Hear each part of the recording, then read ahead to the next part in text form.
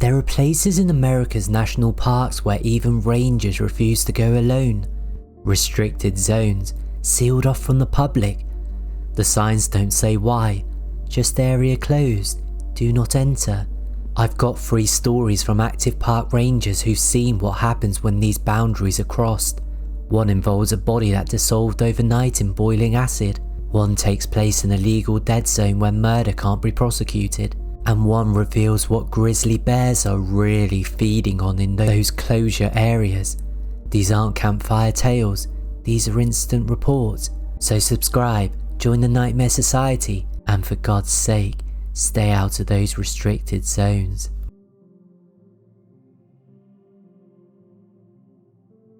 We got the call at 3:47 PM on June the 7th, 2016.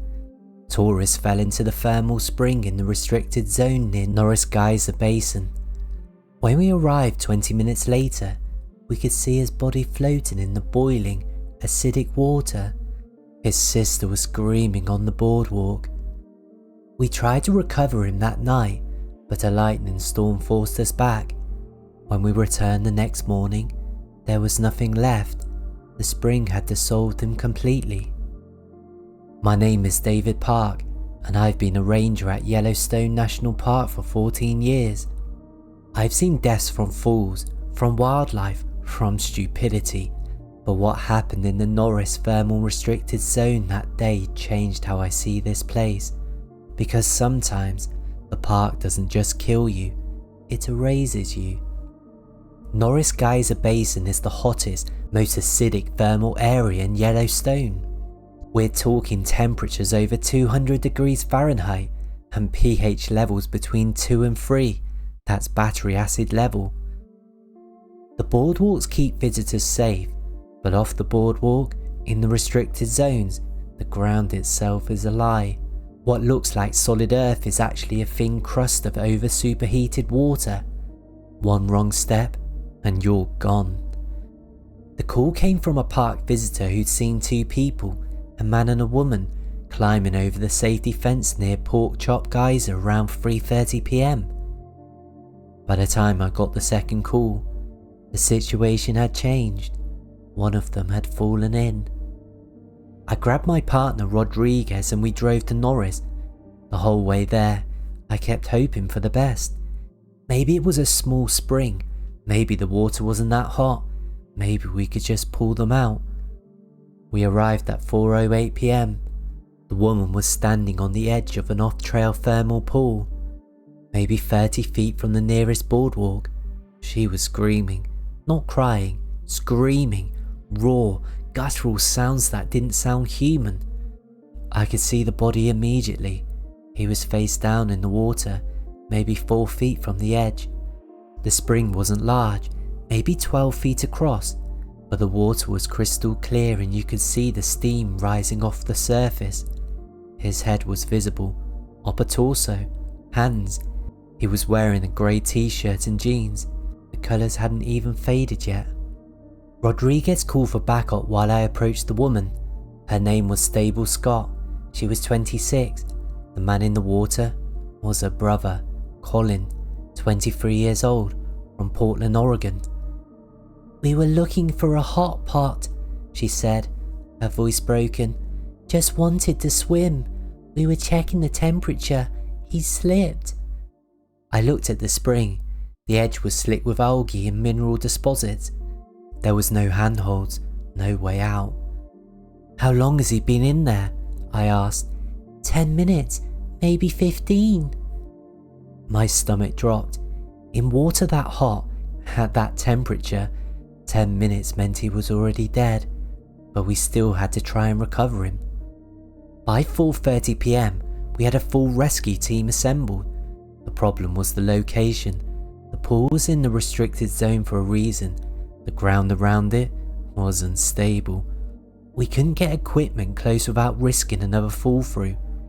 And the temperature readings were coming back at 212 degrees Fahrenheit, boiling. Then the lightning started. Dark clouds had been building all afternoon, and by 5 PM, we had a full electrical storm rolling in. Lightning in a thermal basin is deadly. The steam conducts electricity. We had to pull back. "We'll come back at first light," I told Stable. "We'll get him out."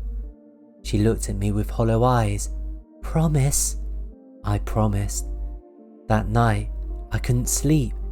I kept seeing that body floating in the clear water. Kept hearing Stable's screams. Around midnight, I pulled up the instant report from Norris Basin. Since 1890, more than 20 people had died in thermal features at Yellowstone. Most of the bodies were never fully recovered. The heat and the acidity destroyed everything. At 6 AM, our team returned to the spring. The body was gone. Not moved, not sunk. Gone. The water was still crystal clear. We could see all the way to the bottom, maybe 8 feet down. There was nothing there. No clothing, no bones, no trace that Colin Scott had ever existed. "Check the runoff channels," I said, thinking maybe the current had moved him. We searched for 3 hours. The spring fed into a small stream that eventually connected to other thermal features. We checked every inch. Nothing. The park geologist explained to us later, the water in that spring wasn't just hot, it was superheated and extremely acidic, pH of 2.5. The combination would have broken down organic matter rapidly, clothing, skin, muscle and bone. In water that hot and acidic, a human body could dissolve in less than 24 hours, sometimes faster. Colin Scott had been in that water for 14 hours. The chemistry had erased him. We had to tell his parents there was no body to recover, no remains to bury. Their son had just simply ceased to exist. But here's what keeps me awake at night. Part of our investigation involved reviewing Stable's cell phone. She'd been filming when Colin approached the spring. We needed the footage for the incident report. I watched that video 17 times. You can see Colin walking towards the spring, careful at first, testing each step. The ground is cracked and white with mineral deposits. Steam rises in lazy columns. He kneels at the edge, reaches down to touch the water. "It's hot," you hear him say. "Really hot." Then he leans closer. "It smells like sulphur, like something died here." And that's when I heard it. In the background of the audio, underneath the hiss of steam and distant sound of other geysers, there are voices, multiple voices, whispering. They're whispering his name. "Colin, Colin, Colin." Stable didn't hear them. She was standing 10 feet back, filming, but the phone's microphone picked them up clearly. Colin tilts his head like he's listening to something. Then he leans further forward. Too far. His hand slips, and he's gone.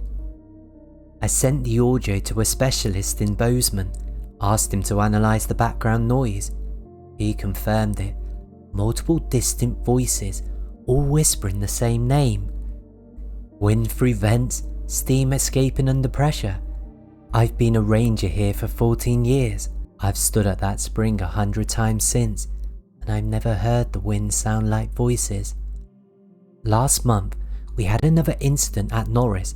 A hiker got too close to a thermal feature in the restricted zone. Said she heard someone calling her name.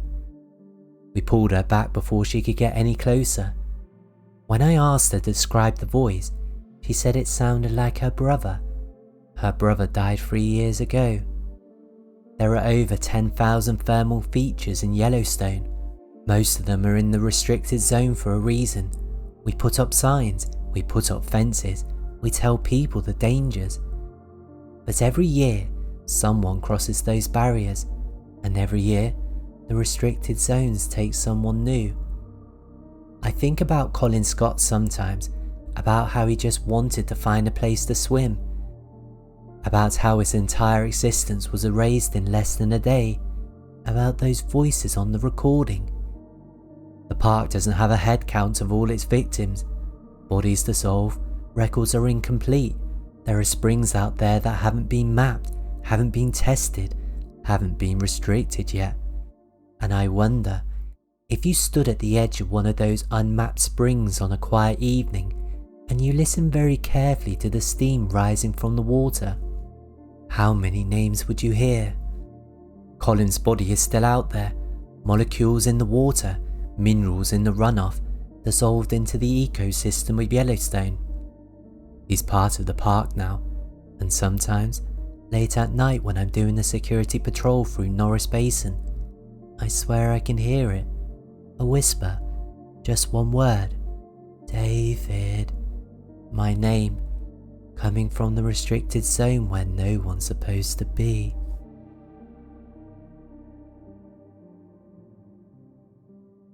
There's a 50 square mile section of Yellowstone that sits in Idaho. We call it the Zone of Death, not because of wildlife or thermal features, because of the legal loophole. If you commit murder there, you technically can't be trialed. No jury pool exists in that jurisdiction. I've been a ranger for 12 years and I only patrol that zone once a month. Last month, I found something that made me understand why it earned that name. My name is Sam Whitmore. I work for the National Park Service at Yellowstone, and I need to tell you about a case that will never be solved. Not because we don't know who did it, but because the law just won't allow justice. Let me explain the Zone of Death first. Yellowstone National Park spans 3 states, mostly Wyoming, but small portions extend into Montana and Idaho. The Idaho section is about 50 square miles of remote wilderness in the park's southwest corner. No roads, no trails, no development, 0 residents. In 2005, a law professor discovered something terrifying. The Constitution requires federal criminal trials to be held in the state and district where the crime occurred. For Yellowstone's Idaho section, that would be the District of Wyoming, because the whole park is under Wyoming's federal district court jurisdiction. But here's the problem. The 6th Amendment also requires juries to be selected from the state and district where the crime occurred. The Idaho portion of Yellowstone is in Idaho. Wyoming residents can't serve on a jury for a crime committed in Idaho, and there are 0 Idaho residents in that section of Yellowstone. No residents means no jury pool. No jury pool means no constitutional way to hold a trial. Legal experts have confirmed it. If you commit a crime in that 50 square mile zone, prosecution would be nearly impossible. Congress knows about this loophole. They haven't fixed it. We call it the Zone of Death. I patrol it once a month. It's dangerous, isolated work. I go alone with a satellite phone, bear spray, and a firearm. Standard protocol is a 3-day sweep. I hype a rough loop, check for illegal campsites, signs of poaching, environmental damage. Most months, I see nothing but elk and emptiness. Last month was different. It was October the 14th. I entered the zone from the Bachelor region, hiking northwest into the Idaho section. The weather was cold. First snow had already hit the high country. I wasn't expecting to find anyone. The area is too remote and too dangerous for casual visitors. On day 2, around 2 PM, I found the campsite. It was set up in the meadow about 8 miles into the zone. A 2-person tent, blue and grey, still standing. A cold fire pit with recent ashes, scattered gear, and blood. A lot of blood. The tent was slashed open from the outside. Long, deliberate cuts through the nylon. No bare claws, those leave ragged tears. This was a knife. The sleeping bag inside was soaked in dried blood, black and stiff.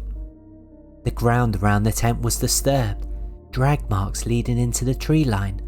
I radioed it in immediately. "Dispatch, this is Ranger Whitmore. I have a possible crime scene in the Idaho section, requesting immediate backup and forensic team." There was a long pause, then my supervisor's voice came through. "Sam, confirm your location. You're in the restricted zone." "Affirmative. about 8.2 miles northwest of Bachelor. Coordinates coming through now. Another pause. Understood. Stay on site. Do not touch anything.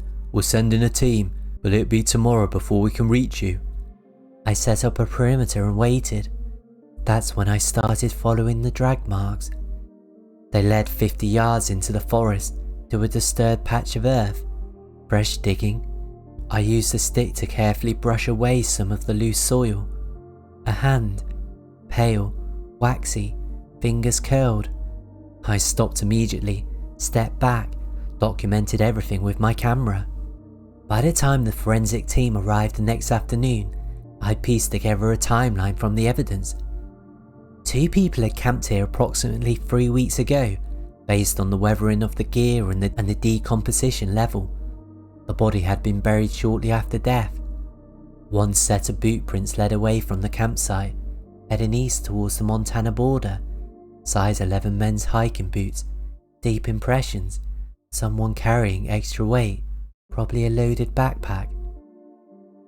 The victim was identified within 2 days. Robert Chen, 42 years old, from Billings, Montana. He was reported missing by his wife on September the 28th, 3 weeks prior. He told her he was going on a solo backpacking trip in Yellowstone. He wasn't alone. DNA evidence from the tent matched the suspect almost immediately. A man named Derek Vaughn, 39, from Idaho Falls. He and Robert had been college roommates. They reconnected 6 months earlier. Derek had extensive knowledge of Yellowstone geography. He'd written blog posts about remote camping areas, and 3 months before Robert's death, Derek had made a series of Google searches. Yellowstone, Idaho section, zone of death legal loophole. Can you be prosecuted for murder in Yellowstone, Idaho? Yellowstone jurisdiction issues. The FBI built their case.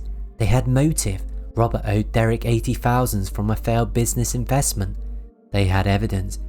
Derek's DNA on the tent, his boot prints at the scene. They had digital records, the search history, text messages setting up the camping trip. And then the lawyers got involved. Derek's defense team filed a motion to dismiss based on jurisdictional grounds. They argued that because the crime occurred in Idaho within Yellowstone National Park, there was no constitutional way to seat a jury. The federal district couldn't pull jurors from Wyoming for a crime committed in Idaho, and there were no Idaho residents in that section of the park. The motion went to the federal judge. She took 4 weeks to review. On December the 3rd, the ruling came down. Case dismissed. The judge agreed. The constitutional vicarage clause created an impossible situation. Prosecuting Derek Vaughn for a murder committed in the zone of death would violate his Sixth Amendment rights. Without a jury from the state and the district where the crime occurred, there could be no trial. Derek walked free. Robert Chen's family never got justice. I attended the hearing. I watched Derek leave the courthouse. He looked right at me and smiled. 2 weeks ago, I was assigned to the Zone of Death Patrol again. It's January now. Snow covers everything. I wasn't expecting to find anything. But on day 2, I passed that meadow again. The crime scene tape was long gone, weathered away. The tent had been removed as evidence. The area looked pristine, peaceful, except for the boot prints. Fresh boot prints in the new snow, leading right to the spot where we found Robert's grave. Size 11, men's hiking boots, the same treads. I followed them with my camera. They circled the area slowly, methodically. Then they led to a tree at the edge of the clearing.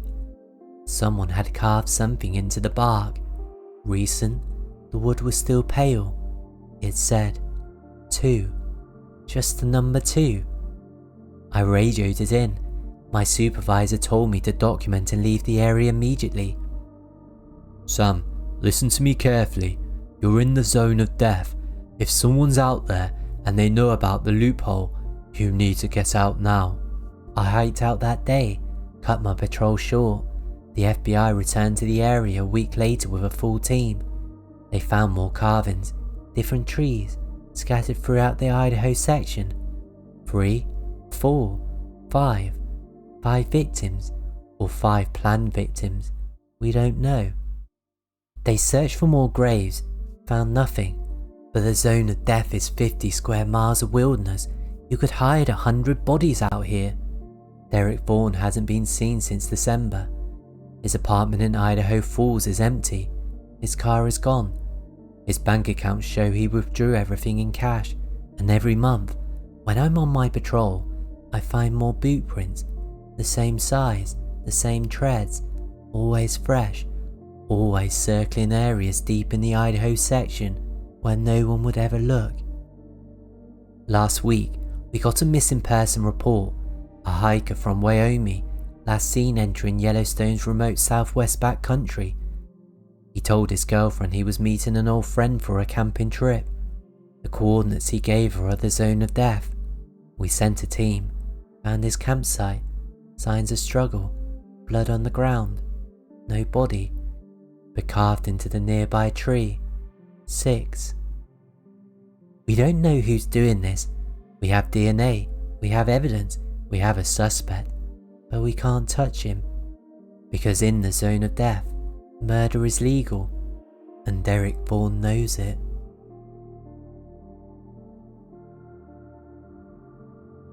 When we close an area for bear management, it means a grizzly is actively feeding on a carcass nearby. Human presence could trigger a defensive attack. The signs are clear: area closed, do not enter. But every year, someone ignores them. I've responded to 3 bear attacks in closed zones. This last one was different, because when we found the hiker's body, the carcass the bear was feeding on was human too. My name is Marcus Webb, and I'm a ranger at Glacier National Park in Montana. I've worked here for 16 years, and I've seen what grizzly bears do to people who enter restricted zones. But what I found last September made me realise that sometimes the bear isn't the most dangerous thing in those closed areas. Let me explain how bear management area closures work. When a grizzly establishes a food cache, usually a dead elk, deer or moose, we close the surrounding area immediately. Bears are territorial about their food sources. If a human approaches while a grizzly is feeding, the bear will defend that carcass aggressively. We're not talking about a cautious bear checking you out. We're talking about a 600-pound predator in full defensive mode. We post signs, big red signs, area closed, bear feeding activity, do not enter, violators will be prosecuted. The closures stay in effect until the carcass is consumed and the bear moves on, usually 5 to 7 days.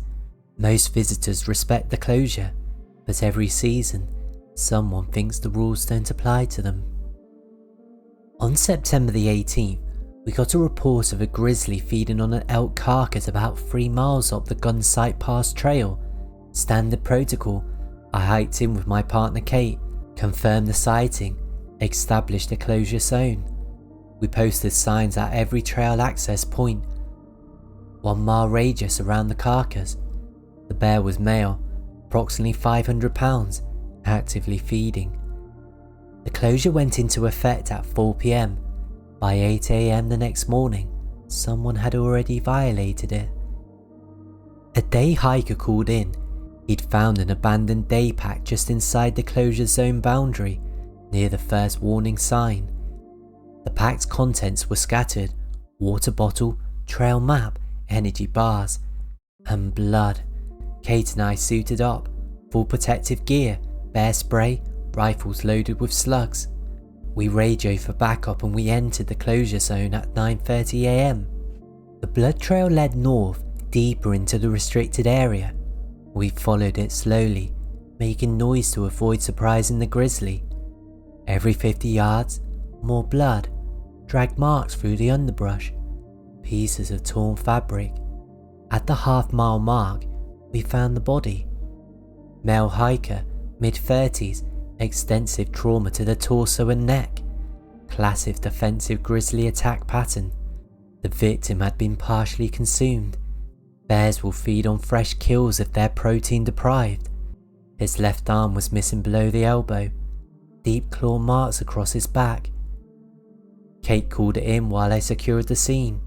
We needed to locate the bear before we could safely evacuate the body. That's when we saw the second carcass. It was 40 yards away, partially hidden by a fallen log. At first, I thought it was the elk the grizzly had been feeding on, but as I got closer, I realised the proportions were wrong. It was human, another body, male, approximately 6 feet tall, advanced decomposition. He'd been dead for weeks, maybe longer, partially buried under leaves and forest debris, and heavily scavenged by wildlife. "Kate," I said quietly into my radio, "we have a second victim."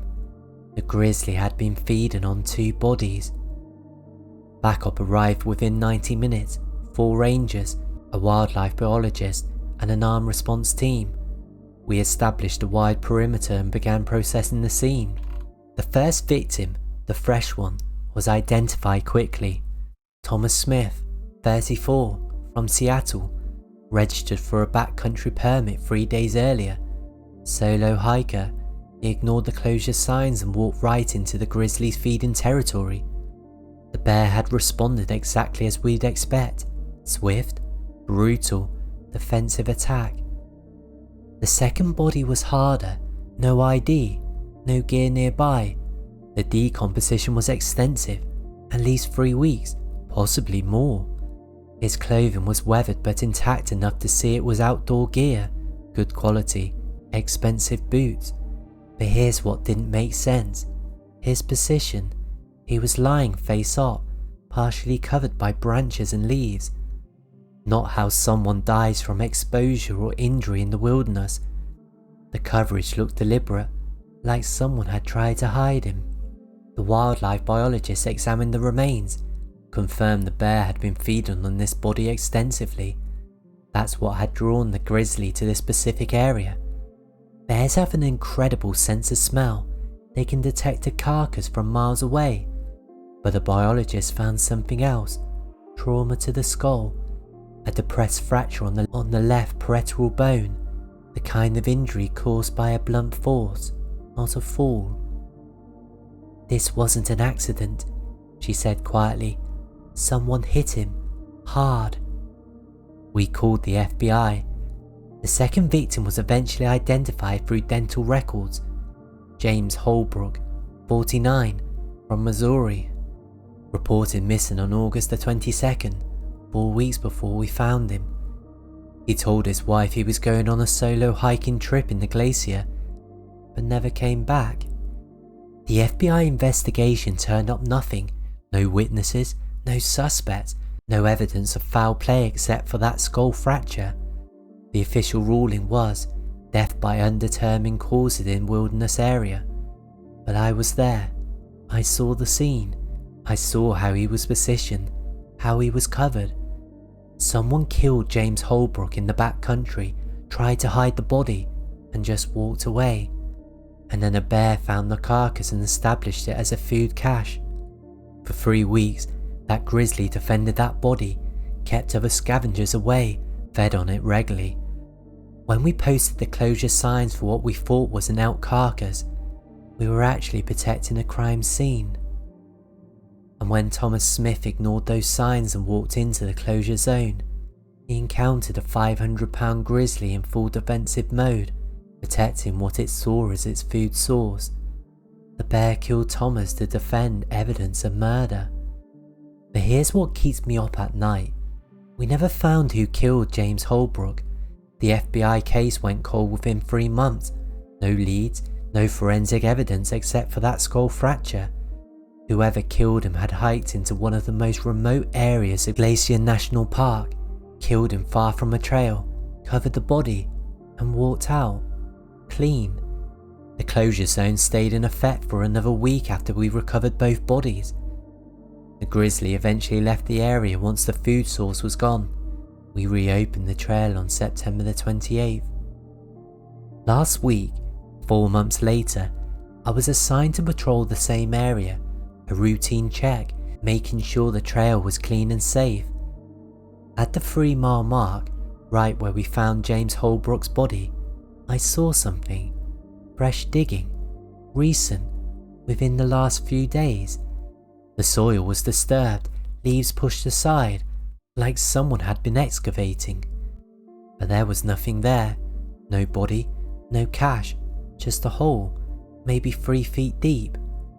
I took photos, documented the location, I called it in. The FBI came back out, they excavated the area properly, shifted through the soil. They found bone fragments, small pieces heavily weathered. Not from James Holbrook or Thomas Smith, someone else. The forensic analysis is still pending, but based on the decomposition level, those bones have been there for years, long before James, long before we ever closed that area for bear management. And here's the worst part. We started reviewing our closure history for that section of the park. Over the last 8 years, we've closed that Pacific area for bear activity 17 times. 17 times we found grizzlies feeding on carcasses in that exact zone. We always assumed they were elk or deer, but we never checked. We just posted the signs, kept people out, and let nature take its course.